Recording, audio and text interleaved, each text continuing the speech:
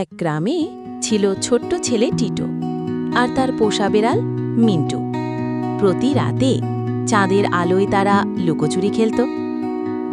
এক রাতে মিন্টু একটি উঁচু গাছে উঠে চাঁদটাকে ধরতে গেল।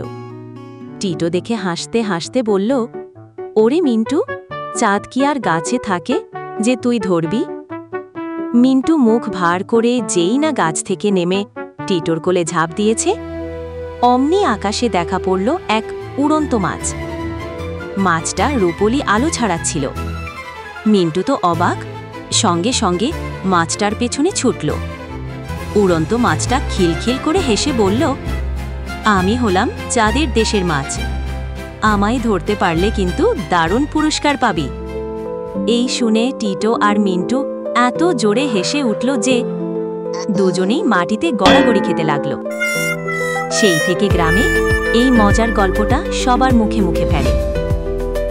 এরকম মজার গল্প পেতে এখনই সাবস্ক্রাইব করুন এবং বেল আইকনটি টিপুন।